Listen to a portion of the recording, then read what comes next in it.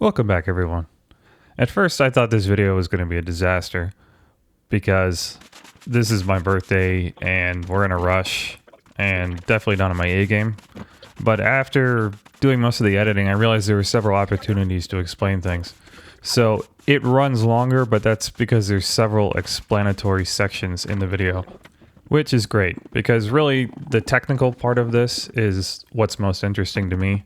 And if I get an opportunity to talk about the technical specifics, then I'm happy. Still a bit dirty in here. I mean, things tend to get a little messy when you absolutely demolish your entire bathroom. Not the cleanest this bathroom has ever been. Maybe close too. Is it coming down? We could just cut off the bottom. What's that? We could just cut off the bottom. We could have. But we're committed now.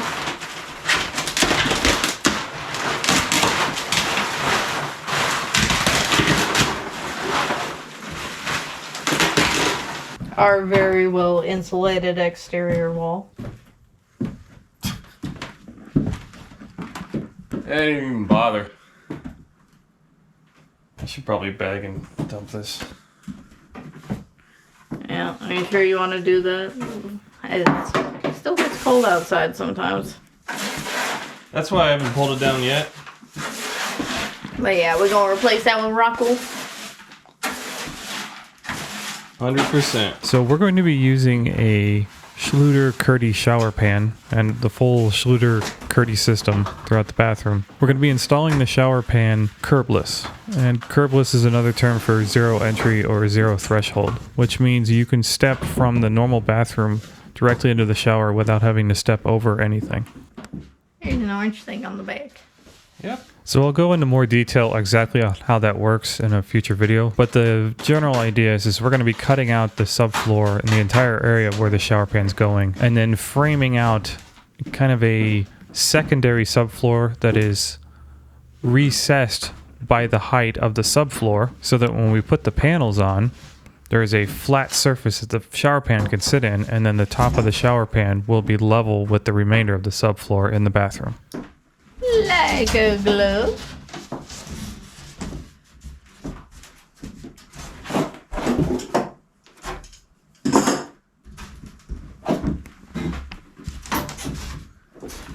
Nope.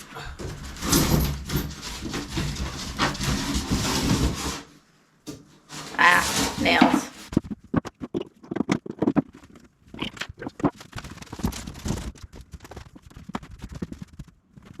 That does not bode well.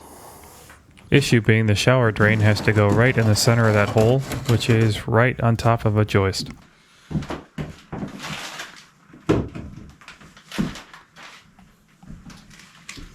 Not happening. Nope. And I'm not going to offset it a full inch off the center. That's too much. Okay, so we need a different pan. We might have to mud our pan. Oh, instead of recessing it? Because Curdy or Schluter does not make 48-inch wide pans with the drain off center. They only go to 38-inch wide. Alright, so we either have to deal with a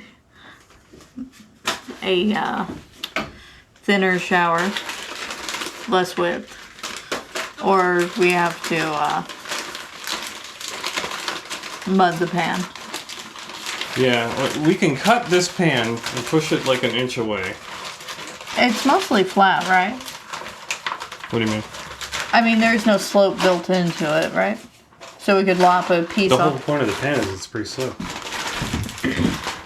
Okay. But maybe we can cut a piece off one end and shim it up. They're field modifiable like that.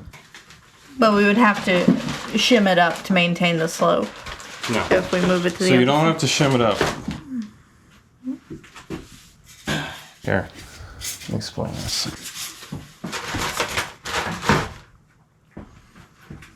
The pan is completely flat on the bottom. The top is the exact same height all the way around the perimeter. Depending on how quickly it needs to slope, though, like for instance, it's 3% on the sides and it's 2% on the front and back. If you cut off, let's say, one part of the front, then the height of that part of the pan is just lower now because it's already started to slope. But there's nothing stopping you. There's no reason you can't do that. It's just you'll have to supplement it with deck mud because you need to recreate the slope. All right, let's look at this in a drawing. And hopefully that'll make more sense what I was trying to explain. So I am drawing the shower pan. I'm looking down on it. The green lines are the outside edge of the pan. All the way around at this green edge, the pan is approximately 1 3/32 inch thick. Here in the center, where the drain is supposed to go, is much thinner. Who knows, maybe 1/4 inch, something like that. These yellow lines are meant to show approximately where the slope transitions from being predominantly in one direction to predominantly in the other direction, and vice versa. So what I was trying to explain is, let's say we cut this pan right in half and look along this edge that we created in section. Understanding that I am exaggerating the slope here just so you can see it. But basically, and here's the shower drain right in the center. And these green dots right here on these little tips correspond to the outside edge. If we cut it in the center, look down, this is the shape we see. If we look at the edge of the pan, this is the shape we see. This is flat, even though I know I've got squiggly line here, it's supposed to be flat, whereas this is bold. So when we cut this piece right here, we can't just take it and stick it down here, because you will have this situation here where, depending on how you were to shim it, you'll either have a gap here or this part will stick up too high here on the edges. And this is why you have to use deck mud to create this area of the pan, and you can't just use the piece you cut off the other side, because the deck mud, you can form and screed it smoothly and create a slope up to the wall. So if we come to 2 inches, we should be all set. Yeah, and I think we'll pull the drain this way. What's 2 inches? I don't know. You ask any woman that. God, set myself up for that. I don't know. Walked right into that one. So, you know what that does mean now when we put this light in? Yes. We can't just shoot a plumb laser up. Yeah. We're gonna have to measure the old-fashioned way. Yeah. I mean, it doesn't have to be centered in the shower. Yeah, it really doesn't matter. But knowing us, if it's not centered, it'll drive us nuts. And it's so funny to see how warm the lights get. Yeah. And then back in here. Alright, so the next step is... Oh, God. Yeah, this is going to be an ass-eating good time. Yeah. We got about a 1/4 inch gap. What? Between this stud and this stud. Show. Look at that. I can almost fit my pinky back there. Yeah. We got to fix that before we put the cement board up. Obs. Although we might just wet shim it. Yeah, this blocking is irrelevant.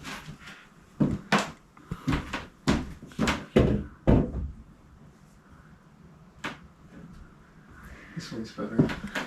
Alright, so the back one is going to be the pain in the neck. Yeah. It is plumb. God, I would hope so, because it's a load-bearing wall. Mostly plumb. Not quite. Well, let's see, hon. In our experience, I've set the bar for my expectations of the people who built our house on the ground. And they have shovels. Well, we can definitely make this cut. And then we're going to have to use the oscillating tool to cut out all of this right at the perimeter. Because it has to go flush. God, I wonder if there's a flush cut saw. There is. It's called a toe kick saw. You'll see it in the next video. It'd be great if there was. That would require us to go and get it. Well, compared to cutting through 3/4 inch of subfloor. With an oscillating tool? Yeah. Which. Alright. Such is life. God, there's still not enough room in here. We just keep knocking down walls till we have enough room? Don't tempt me. I saw that look. Yeah. I was like, well, now that you mention that. This one over here is pissing me off. Well, originally, my hope was that I would just be able to pull up the subfloor, which I knew was a pipe dream.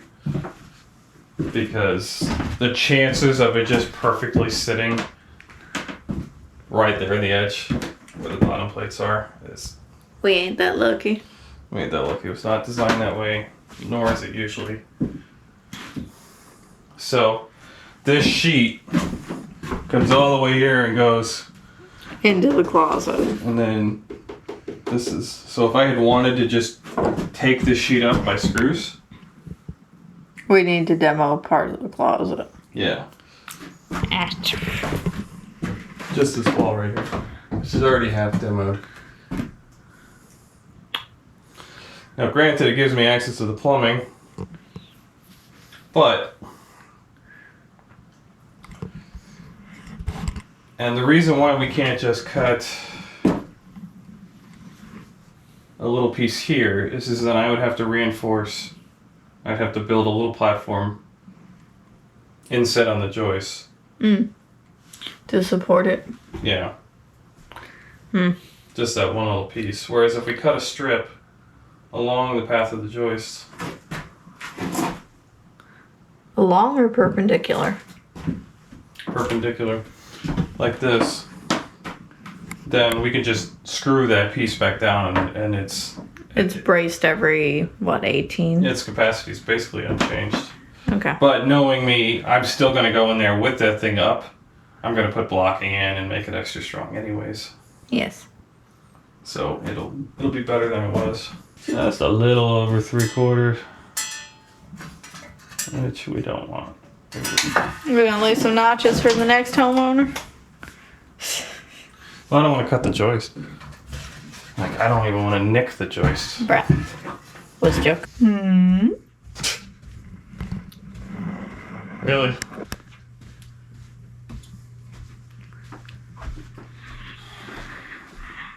I got the overhead shot. God. That's our life right now. Okay. Up and down the stairs. Gotta get them steps. This does not have to be perfect. I just want it to be a relatively clean cut so we don't have this jagged mess while we're trying to screw it back down.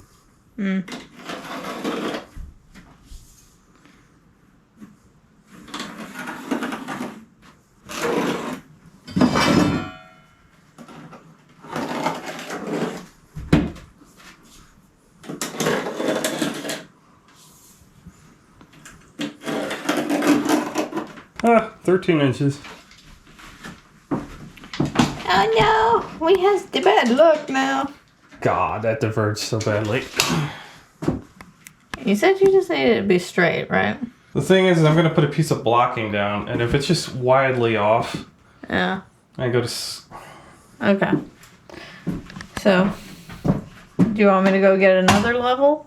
And then we can... No, I should have just used the laser and just pulled measurements. There's too much shit on the ground for what I'm trying to do. Okay. I should have used a larger square. That's whatever. Who cares? Nobody gives a shit.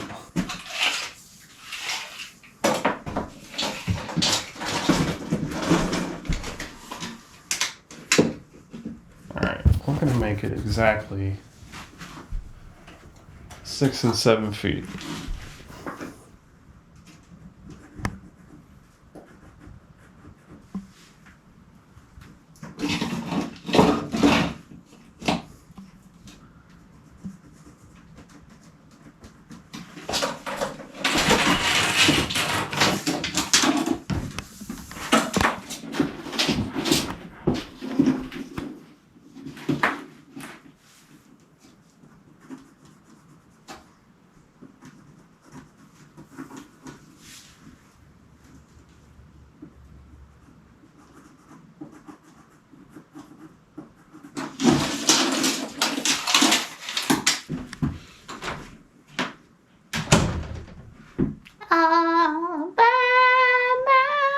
Oh my god, you're a goof.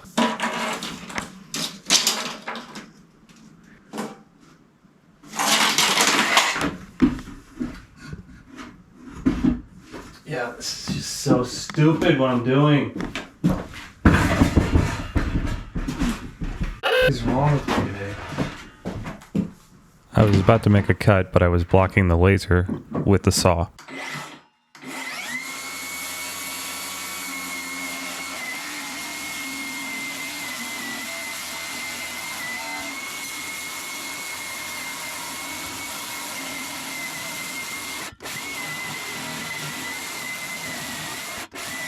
Okay, so the reason why I'm not stopping on this one is because the plumbing's right here. Yeah. And I think it's doing this, basically. Which would make sense, because that's lined up with the toilet. So I gotta go further. Okay.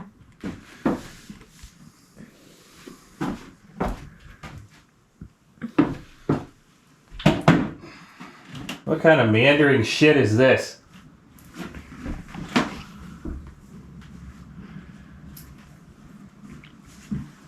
I think next time we'll use a level as a guide just to keep my cut straight. Or I should have gotten the track saw.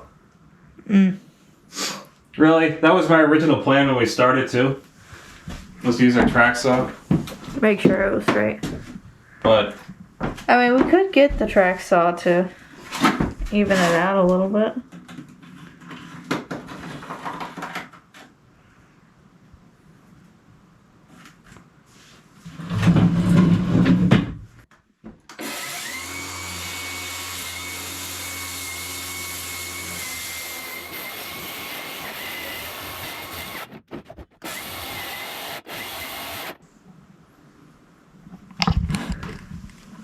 we there or no? Just a smidge off. But Pretty close. yeah. Alright. With you filming, we are not nearly as useful or productive. So do you want to mount the camera? Because this is, we're doing, everything is happening so dumb and clumsily. Okay. So I will find a place to mount the camera. Dude. What? My dumb ass was almost about to make another cut down here. Which is completely unnecessary because we could see the damn edge. Man. So much stupid shit happening. So, Do we need to take a step back? yeah, this day has been dumb as f. So as soon as we pull this piece up, I think we're done. Yeah. Because we're just... It's not you, I don't know what the f, man. Like, I'm just not... Sometimes we have those days. Like, Like, if I had stopped for 30 seconds and looked... and said, hey, I need to pull up a piece of subfloor. And that seam is 6 inches away from where I drew the line. Maybe I don't need to cut that part. Because so all I need to do is pull or cut this right here. And then we just need to pull the screws up and we're done. yep. But fact, we should pull those screws up before I cut, because I'm going to cut on the joist line. I'm actually going to say go ahead and freehand it because... Are you sure? Yeah. You know how long I spent getting the shot? Yeah, well, it's not ideal because we need to just freehand it. So this is what we're going to do because I'm just being dumb as today. I almost cut a line down here when there's a seam right here. That alone should be, okay, just stop work. You're too stupid. Not stupid, it's just one of those days. Your tool privileges have been revoked. So what we're actually going to do is I'm going to pull these screws out. Actually, we'll just get all the screws out.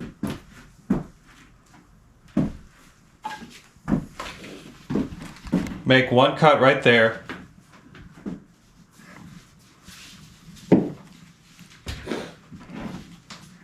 And then Bob's your foreman.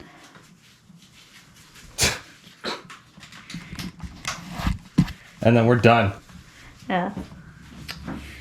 We call this having a Bob moment.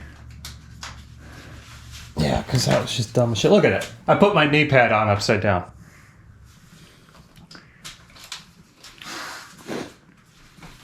I could feel that it was wrong as I'm putting it on. I'm like, God, this isn't right.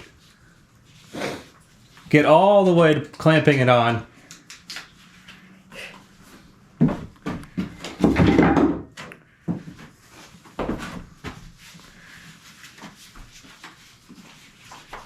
Upside down. Huh? Think it's upside down. Again, I'm like, God, this is not going on right. Like, I'm having this internal monologue and I'm just completely ignoring it because I'm thinking about something else.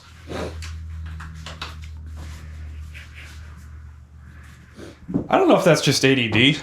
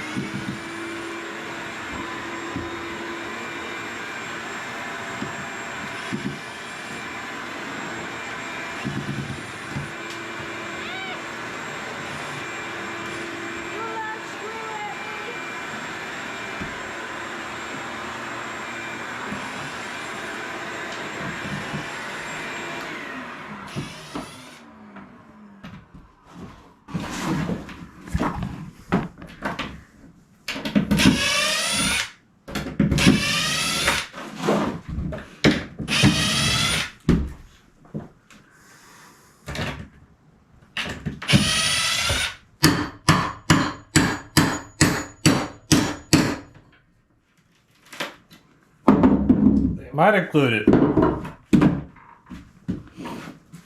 Also, there's nails. Really? Yeah.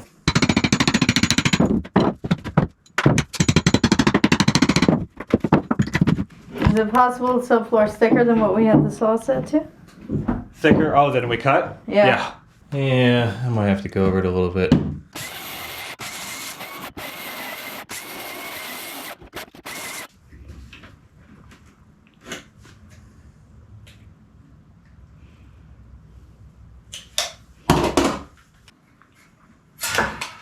Alright, so we can never trust this. It gets us somewhat there, but not all the way.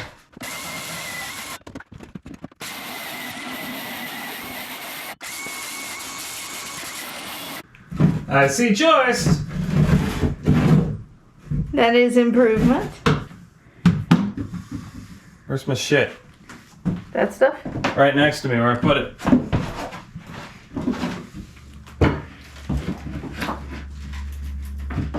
Much easier.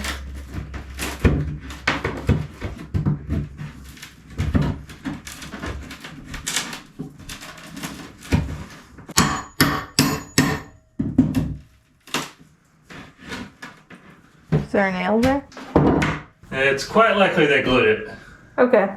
So, how we do? Big pry bar?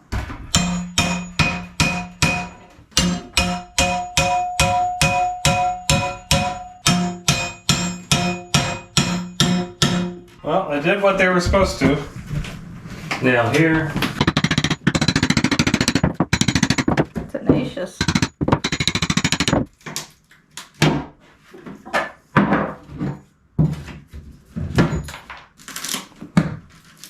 Yeah, it's definitely glued. There is also staples. Yeah. Killing me, Smalls. Note the size and length of these staples implies that there was a laminate floor in this bathroom before. I doubt those staples are really doing much. Give me a screw. Oh, lever point? Yeah.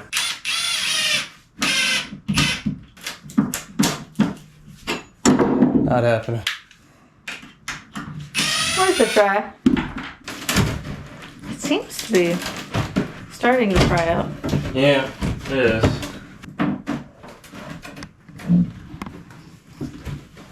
Nail right there. Do you want me to get up under there with the big one? No. Like there's still something is holding it. Oh, there's a nail right here. I don't know how I missed that.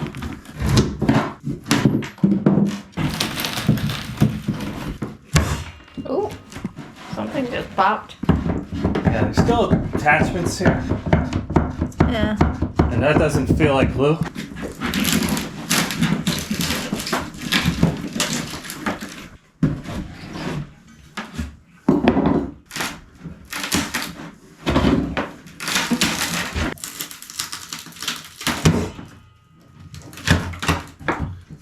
Might have just been the glue. And I'm just being too timid. Oh, Why? it's still plugged in. Why did it power off? Hard on.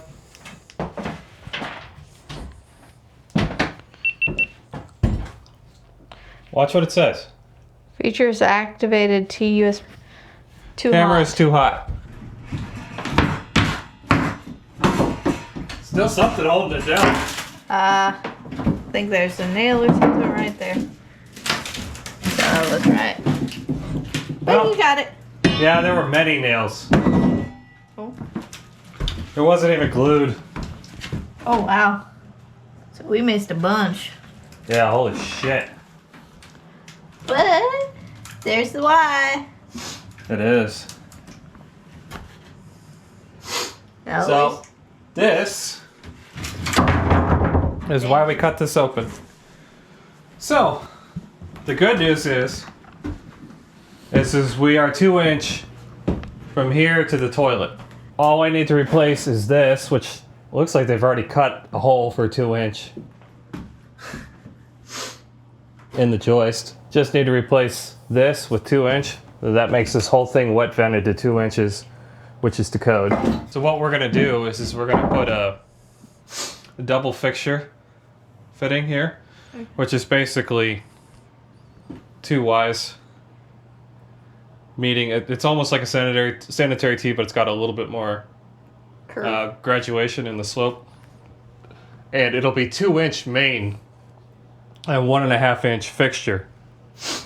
So the sides will be 1.5, 2 inches here. This will expand to 2-inch. But we'll put a reducer on so that as soon as it hits the fitting and it's in the drainage area, it's a 2-inch wet vent. We haven't missed a screw?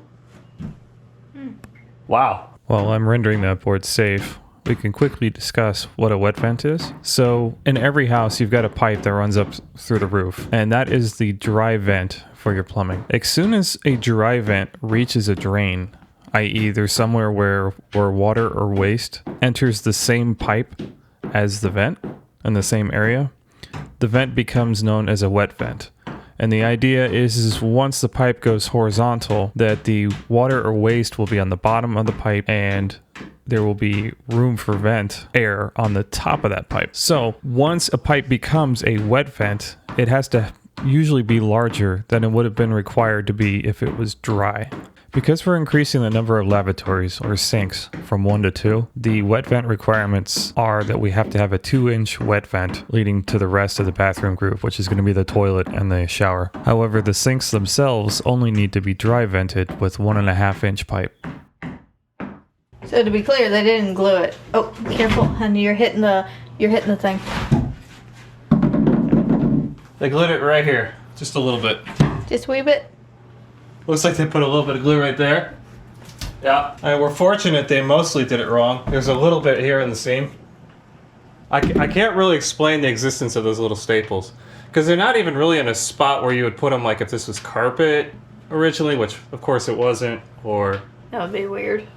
maybe there was some type of underlayment for a vinyl or something. There are so many staples on this board. And we know they weren't in the Hardy because... They were flat against the subfloor. Yeah.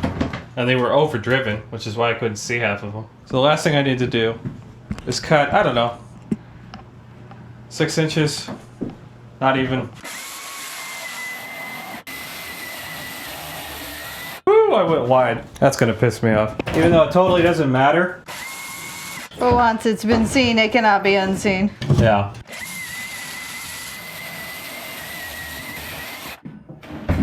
Better. Slightly better. You found it.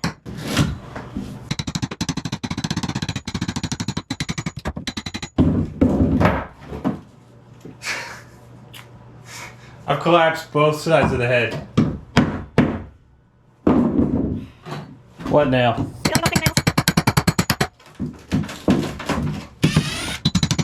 Very deep now.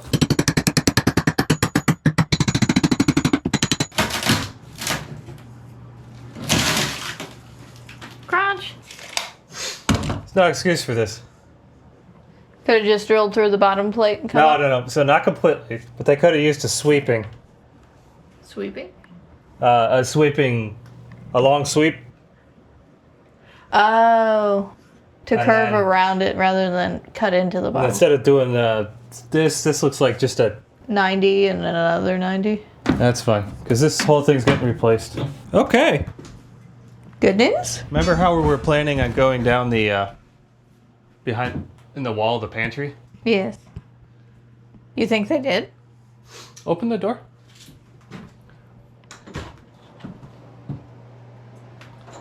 Okay, so this joist bay lines right up with where that fake vent is. That fake vent cover, there's no vent there, remember? Yes. That's just an open stud bay. Yes. So you think it went over there to a chase and then went down? That would be fantastic. Well, I don't know why they did that, other than they were thinking, oh, maybe we need to change something, and they didn't. Where's the tape measure? You have it. All right. Why you yell at me? Why you think I have my tape measure? What I'm going to try and do is see if I can't get this tape measure down to where it goes vertical, where the riser is.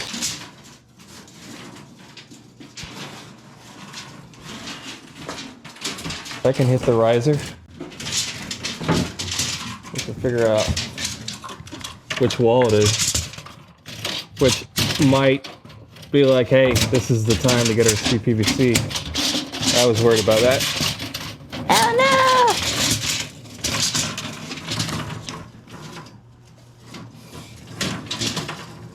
no! My tape measure is part of the building now.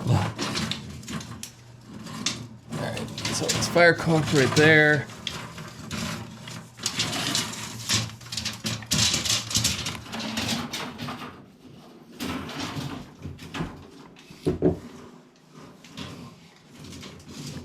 Oh, alright. Where is this at? Let's see. About what, 94? Move hand. 93. Alright, so 93 inches? Yes.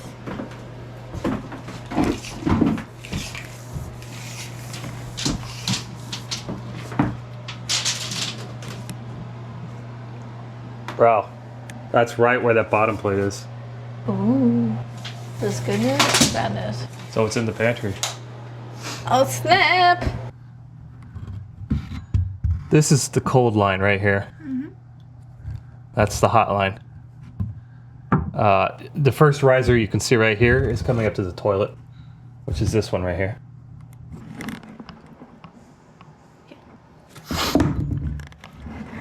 And we know both of those go down exactly in the pantry's back wall. So the question I have for you, if you look at me,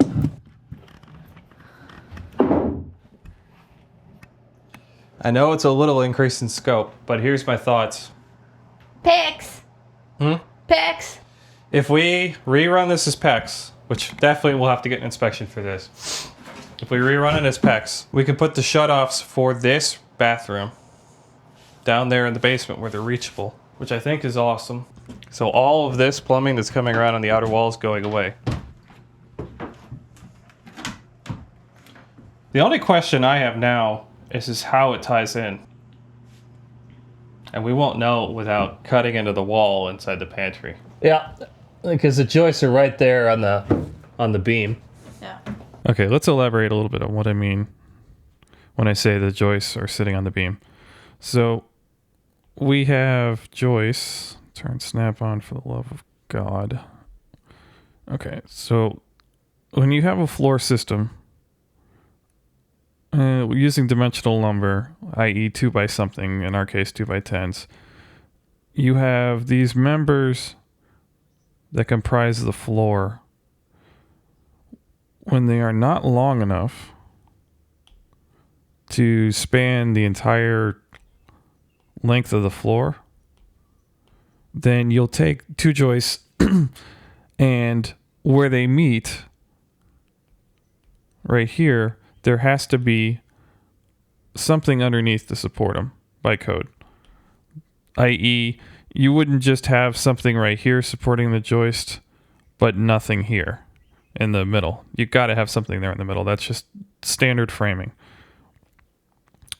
So where this meets right here is functioning as a beam. But really, if you know how 2x4 framing works, stud walls, that quote-unquote beam is oftentimes just a 2x4 laid flat, sometimes 2 2x4s, and that is called the top plate. And then that top plate is supported by 2x4 studs, often 16 inches apart, like this. So what I can know is if I can see where the joists are sitting, i.e. here's a joist, and then here's the other joist. So, what a mess. Basically, I don't know if you can see that blue, but this is those 2 joists from the top. Here's from the top, and here it is from the side. This is the orientation right here that I can see when I'm looking down the joist bay. If I see 2 joists like this, I know where they meet has to be a top plate. Has to be this top plate. Which, if that's where the top plate is, I know the studs are aligned so that the studs fit inside that top plate. And in between those two, i.e. this shaded area right here, it is a chase where I can run wires and pipes up and down. And that is the case here. It just so happens that this is basically the back wall of my pantry, which is great because I will be able to cut access holes at the top and the bottom, use little panels, and then once you put everything back in the pantry, you won't even see the panels, but we can then get back in there later on if we need to shut the water off, because I'll have little shut-off valves in here for the water pipes, for the cold and the hot. And also, if I need to pull wires, which we will, I'm able to drill holes here in the top plate and the bottom plate, allowing me to freely pull wires up and down in this cavity. And I know when the wires come up here, they will exit into that joist bay, which I can peer down right now in that hole we cut in the subfloor.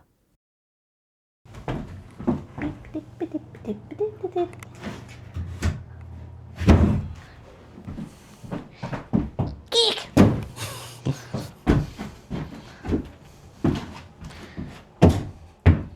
There you go. All right, so the next session, it'll be another demo day. Ha! You thought we were done. Yeah, well, we got to cut this whole stupid thing out. Back and bamboozled. But this is enough for me to take a picture and send to an inspector and let him know what I'm going to do.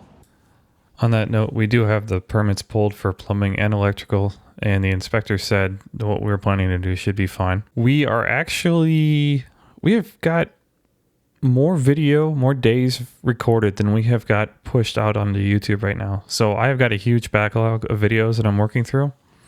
We're actually much further along in the project than you would think based on where these videos are. As always, thanks for watching and catch you on the next one.